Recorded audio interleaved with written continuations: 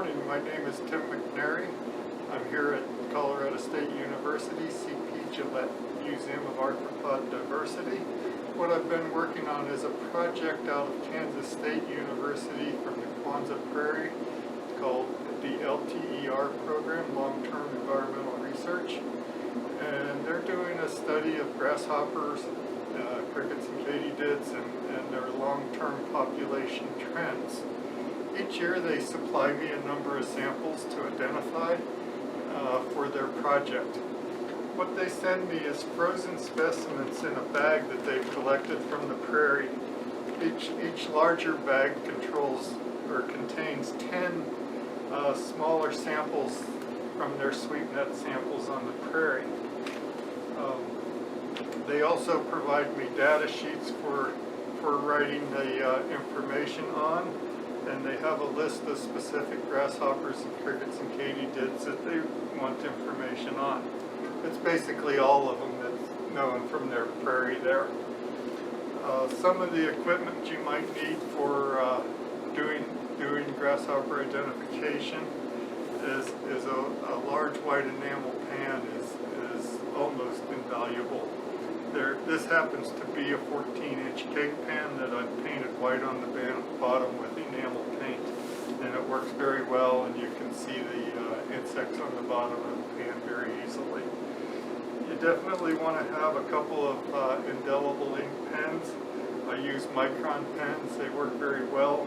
If your papers get wet from the dew and ice on the frozen samples, this will not smear or discolor.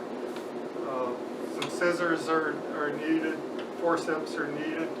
You might want to use either like soft touch forceps or a stronger pointed forceps, but they're good for moving the insects around within the pan and sorting through the vegetation and other material in a pan. You absolutely will need a hand lens of some sort for looking at the grasshoppers and determining their instar levels, mostly by looking at the wing pads.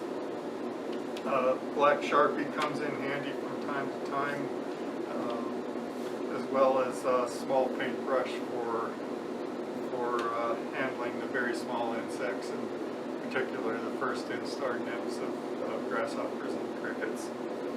Some of the literature I use for identification, there was a book written in the 1950s called How to Know the Grasshoppers, Crickets, Cockroaches, and Their Allies. This is by Jack Helfer. It's very useful, particular for the katydids, and has good illustrations. You do need to be a little careful because the taxonomy in these books are getting older every day as people make synonymies and add new species and split and divide species of grasshoppers and katydids. Two books by Dan Oddie are the bandwing grasshoppers and the slant-faced grasshoppers. These have good illustrations and good keys for determining those. There's also a number of websites that can be very useful. One of them is Bug Guide. Has good pictures, can be useful.